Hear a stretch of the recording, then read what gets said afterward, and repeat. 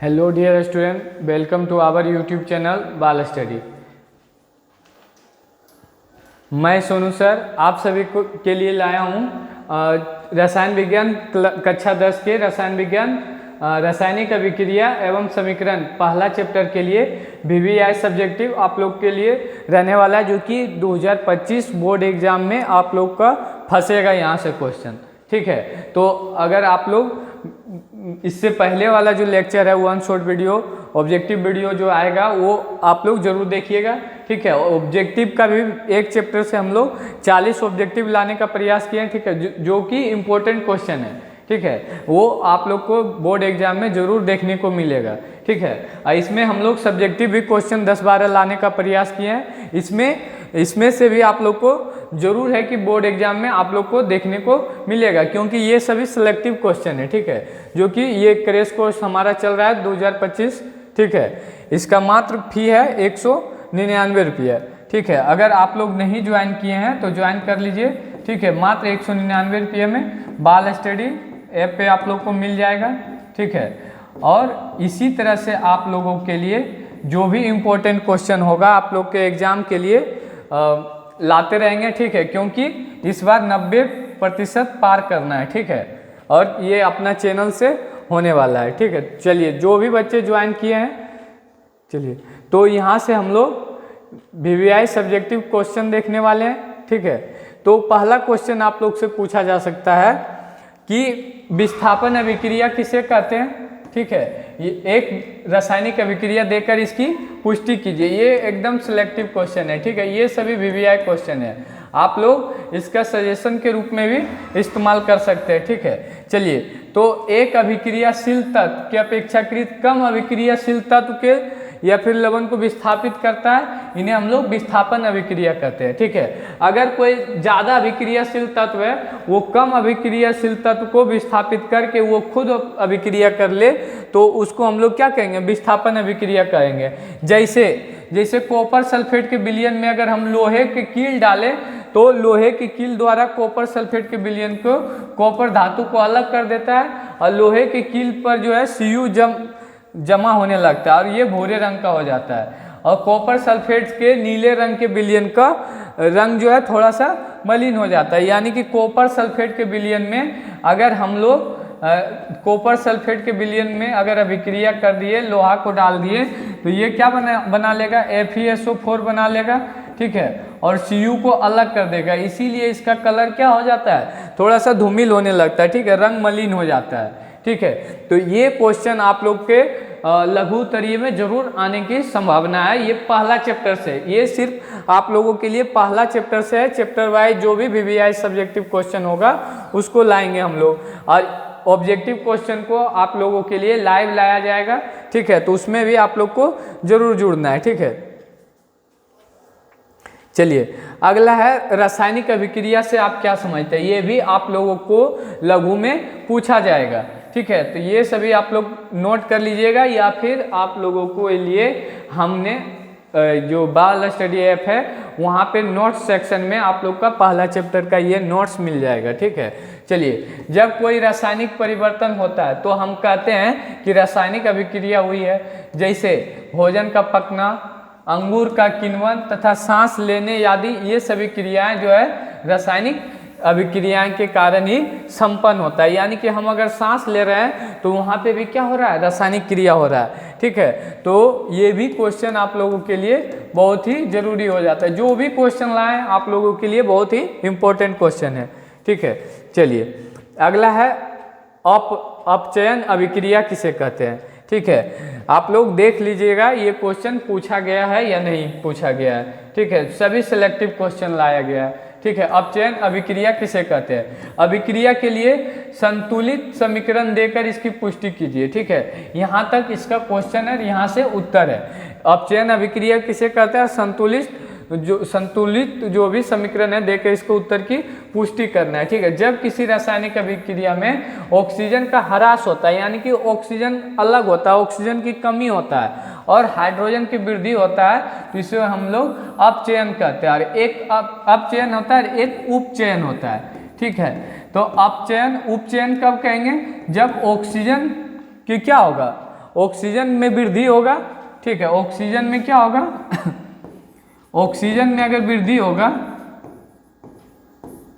Oxygen में वृद्धि होगा और हाइड्रोजन में ह्रास होगा, ठीक है, हाइड्रोजन में अगर ह्रास हो रहा है यानी कि हाइड्रोजन में कमी आ रहा है, ठीक है, हाइड्रोजन में कमी होगा, ठीक है, तो इस प्रकार के अभिक्रिया को हम लोग इस प्रकार के अभिक्रिया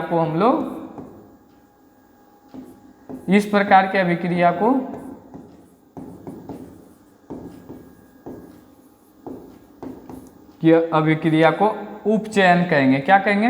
उपचयन कहेंगे। ये भी बात आप लोग याद रखिएगा, ठीक है, उपचयन अभिक्रिया करते हैं, ठीक है, उपचयन करते हैं।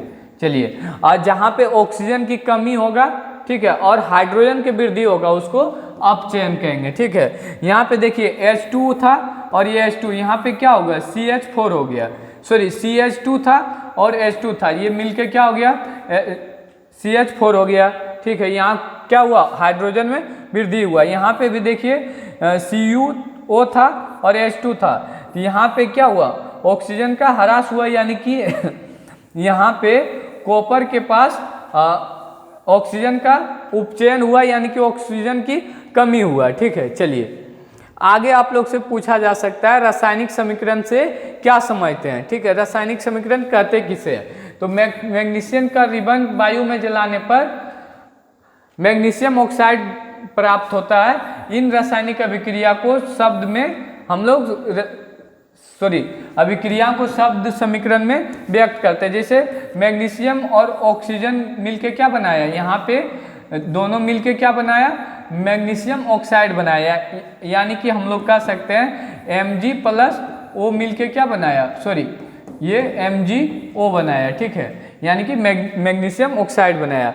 इसे संक्षिप्त रूप से रासायनिक समीकरण के रूप में भी व्यक्त किया जा सकता है, यानी कि इसको अभी हम संतुलित करेंगे, ये O2 रहेगा, ये भी 2 रहेगा, ठीक है, यहाँ पे फिर 2 आ जाएगा। तो अब देखिए 2 ऑक्सीजन 2 मैग्नीशियम सब 2-2 हो गया, तो यहाँ पे ये क्या संतुलित रासायनिक समीकरण हो गया, तो इसको हम लोग लिखे हैं। चलिए, अगला है संतुलित रासायनिक समीकरण से आप लोग क्या समझते हैं। वो रासायनिक समीकरण था, अब की बार हम लोग को है कि संतुलित रासायनिक समीकरण से क्या समझते हैं। तो वैसा रासायनिक समीकरण संतुलित रासायनिक समीकरण कहा जाता है जिसमें अभिकारकों में परमाणु की संख्या तथा प्रतिफलों में परमाणु की संख्या क्या हो, बराबर हो। तो उस प्रकार के रासायनिक समीकरण को हम लोग क्या कहेंगे, संतुलित रासायनिक समीकरण कहेंगे। ये सभी इंपॉर्टेंट क्वेश्चन है, ठीक है। जैसे 2H2 और O2, यहाँ क्या बनाएगा, 2H2O बनाएगा, ठीक है। तो यहाँ पे अगर हम लोग देखें, इधर अभिकारक है और ये प्रतिफल है, ठीक है। तो अगर हम लोग अभिकारक का बात कर ले तो यहाँ भी देखिए 4 हाइड्रोजन 2 ऑक्सीजन, तो यहाँ भी 4 हाइड्रोजन 2 ऑक्सीजन हो जा रहा है, ठीक है। तो यहाँ पे हम लोग क्या कहेंगे, ये रासायनिक समीकरण किस प्रकार से है, ये संतुलित रासायनिक समीकरण है, ठीक है। अभिकारकों के परमाणु संख्या 6 है और प्रतिफलों में परमाणुओं की संख्या भी क्या है, 6 है। यहाँ देखिए 4 हाइड्रोजन यानी कि 4 परमाणु और ऑक्सीजन के 2 6 परमाणु, और इधर भी क्या है 6 परमाणु है, यानी कि हम कह सकते हैं कि अभिकारक और प्रतिफलों के परमाणु की संख्या बराबर है, अतः ये समीकरण क्या है, संतुलित रासायनिक समीकरण है, ठीक है। चलिए आगे हम लोग समझते हैं क्या होता है जब लोहे की कील को खुली वायु में छोड़ दिया जाता है, ठीक है। और दूसरा बात इसी में रहेगा,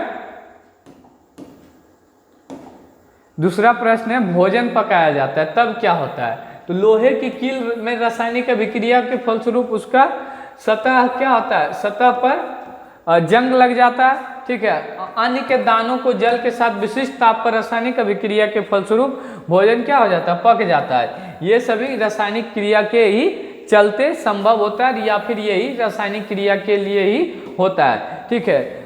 चलिए अगला प्रश्न आप लोग से पूछा जाएगा,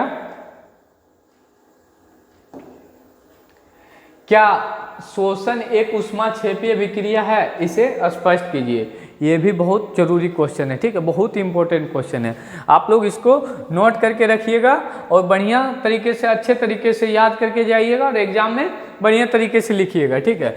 बोला जा रहा है सभी वस्तुओं को जीवित रहने के लिए ऊर्जा की आवश्यकता होती है, ठीक है। या फिर गृह ऊर्जा हमें भोजन से प्राप्त होती है। पाचन क्रिया के समय खाद्य ऊर्जा छोटे छोटे टुकड़ों में टूट जाते हैं, जैसे चावल, आलू, ब्रेड, कार्बोहाइड्रेट, तथा इसमें कार्बोहाइड्रेट के टूटने से ग्लूकोज प्राप्त होता है, और ग्लूकोज हमारे शरीर की कोशिकाओं में उपस्थित ऑक्सीजन से मिलकर हमें ऊर्जा प्रदान करता है, और अभिक्रिया के विशेष नाम श्वसन कहलाता है। जब जो कार्बोहाइड्रेट है या फिर ग्लूकोज है वो हमारे शरीर में ऑक्सीजन के साथ अभिक्रिया, सांस लेते हैं हम लोग, तो सांस लेते हैं तो वहाँ पे ऑक्सीजन जाता है, वो ऑक्सीजन ग्लूकोज के साथ मिलके ऊर्जा का निर्माण करता है। अतः श्वसन के एक क्या है, ऊष्माक्षेपी अभिक्रिया। अब इससे क्या होता है, इसके टाइम जो है थोड़ा सा ऊष्मा भी बाहर होता है, ठीक है, इसीलिए हम लोग इसे ऊष्माक्षेपी अभिक्रिया कहते हैं, ठीक है। चलिए अगला है प्रश्न, जब लोहे की कील को कॉपर सल्फेट के विलयन में डुबाया जाता है तो विलयन का रंग क्यों बदल जाता है। अभी जैसे हम लोग देखे थे कि लोहे के कील को हम लोग कॉपर सल्फेट के विलयन में डाले थे तो लोहा का रंग क्यों बदल गया था, ये देखिए 2018 में पूछा गया है, ठीक है, एकदम सिलेक्टिव क्वेश्चन है ये सभी, ठीक है। चलिए तो लोहा, उत्तर है कि लोहा कॉपर सल्फेट की अपेक्षा अधिक क्रियाशील है, अतः इसमें कॉपर सल्फेट के विलयन से कॉपर को विस्थापित कर देता है और अभिक्रिया समीकरण जो है निम्नवत हो जाता है। यानी कि ये Fe जो है सॉलिड में है और ये CuSO4 जो है ये एक्वस फॉर्म में यानी कि विलयन है, ठीक है। और ये क्या बनाएगा, FeSO4 बनाएगा, ये एक्वस में आ जाएगा और ये क्या कॉपर ये अलग हो जाएगा सॉलिड के फॉर्म में, ठीक है। तो ये अभिक्रिया के फलस्वरूप जो विस्थापित कॉपर है लोहे की कील पर जमा हो जाता है तथा आयरन सल्फेट विलयन जो है प्राप्त होता है, और जिसका रंग जो है कॉपर सल्फेट के विलयन से थोड़ा सा डिफरेंट हो जाता है, यानी कि ये हल्का हो जाता है। चलिए अगला क्वेश्चन आप लोग से पूछा जाएगा, वियोजन अभिक्रिया को संयोजन अभिक्रिया के विपरीत क्यों कहा जाता है, इन अभिक्रियाओं के लिए समीकरण लिखिए, ठीक है। दोनों अभिक्रियाओं के लिए हमें एक समीकरण लिखना है, ठीक है। चलिए तो वियोजन अभिक्रिया को संयोजन अभिक्रिया के विपरीत कहा जाता है क्योंकि वियोजन अभिक्रिया में एकल यौगिक वियोजित होकर दो अथवा अधिक पदार्थ देता है, जबकि संयोजन अभिक्रिया में दो अथवा अधिक पदार्थ संयोग करके एकल उत्पाद बनाता है। यानी कि वियोजन में क्या होता है, एकल यौगिक टूट के अलग अलग हो जाता है, और संयोजन में क्या होता है, दो यौगिक मिलके एक होता है, एक यौगिक का निर्माण करता है। यहाँ पे देखिए CaCO3 है, ठीक है, ये सॉलिड फॉर्म है, ये टूट के CaO यानी कि कली चूना बना और CO2 बना, यानी कि ये अलग अलग हो गया, था एक यौगिक था और ये दोनों अलग हो गया, यानी कि ये वियोजित हो गया। वियोजित मतलब अलग होना, मतलब वियोजित होना, ठीक है। तो इस प्रकार की अभिक्रिया को हम लोग वियोजन अभिक्रिया कहेंगे। अगला है CaO है, ठीक है, इसको अगर हम जल में मिलाते तो ये बुझा चूना बनता है, यानी कि CaCH2OH के होल ट्वाइस बनाएगा, ठीक है। तो यहाँ पे क्या हुआ, दो अलग अलग यौगिक मिलके एक यौगिक का निर्माण किया है, यहाँ पे क्या हुआ है, संयोजन की क्रिया हुआ है, ठीक है। चलिए आगे हम लोग समझते हैं कि 10वां प्रश्न है, ऑक्सीजन के योग या ह्रास के आधार पर निम्न पदों की व्याख्या कीजिए और प्रत्येक के लिए दो उदाहरण दीजिए, ठीक है। तो एक ऑक्सीजन के ह्रास, ठीक है, ऑक्सीजन में वृद्धि को उपचयन और ऑक्सीजन के ह्रास को अपचयन, हाइड्रोजन के ह्रास को उपचयन और हाइड्रोजन के वृद्धि को अपचयन कहेंगे। तो उपचयन किसी अभिक्रिया में ऑक्सीजन का योग या हाइड्रोजन का ह्रास का उपचयन कहलाता है, ठीक है। ये परिभाषा आप लोगों के लिए बहुत जरूरी हो जाता है, ठीक है। चलिए तो यहाँ पे देखिए क्या हो रहा है, CuO+H2, यहाँ पे क्या हो रहा है, ऑक्सीजन जुड़ रहा है, ठीक है। तो यहाँ हाइड्रोजन के साथ क्या हो रहा है, उपचयन हो रहा है, ऑक्सीजन में वृद्धि हो रहा है, ठीक है। और यहाँ देखिए ZnO, ठीक है, +C, यहाँ Zn+CO बना रहा है, तो यहाँ भी क्या हुआ, यहाँ पे कार्बन का क्या हुआ, उपचयन हुआ है, ठीक है। चलिए ये सभी बात आप लोग को याद रखना है। अगला है अपचयन, किसी रासायनिक अभिक्रिया में ऑक्सीजन का ह्रास और हाइड्रोजन के वृद्धि को हम लोग अपचयन कहते हैं, ठीक है। इसके जस्ट उल्टा होता है तो उपचयन होता है। यहाँ पे देखिए, यहाँ पे कॉपर का क्या हो रहा है, यहाँ पे कॉपर का अपचयन हो रहा है, ठीक है। ये यहाँ पे कॉपर के साथ ऑक्सीजन क्या हो रहा है, हट रहा है, ठीक है। तो यहाँ कॉपर का अपचयन हुआ, जिंक का ZnO + CO, तो यहाँ Zn बना, तो यहाँ पे ऑक्सीजन का कमी हुआ, ठीक है। तो ऑक्सीजन के हानि को ही हम लोग क्या कहते हैं, अपचयन, और हाइड्रोजन के वृद्धि को अपचयन कहते हैं, ठीक है। चलिए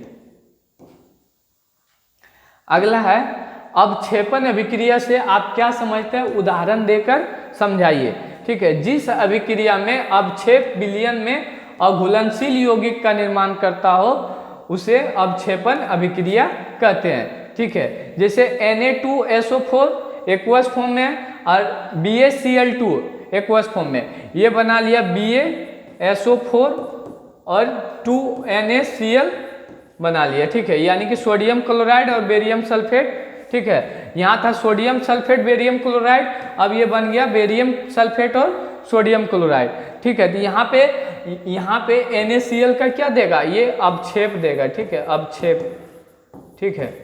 यानी कि यही क्रिया हुआ तो अवक्षेपण क्रिया हुआ, ठीक है। चलिए आगे हम लोग समझते हैं। आगे नहीं है, इतना कुल 11 प्रश्न आप लोगों के चैप्टर 1 से आने की संभावना है। इसमें से बहुत सारे क्वेश्चन आप लोग को बिहार बोर्ड में देखने को मिलेगा, ठीक है। जो अगर चैप्टर 1 से देखने को मिलेगा तो यहाँ से जरूर आप लोग को देखने को मिलेगा, ठीक है। चलिए इससे अभी ये सुबह में वीडियो आ रहा है आप लोगों के लिए, और हो सकता है शाम में शेड्यूल करें। इसका ऑब्जेक्टिव 40 ऑब्जेक्टिव रहेगा, आप लोग को लाइव आना है, ठीक है। चलिए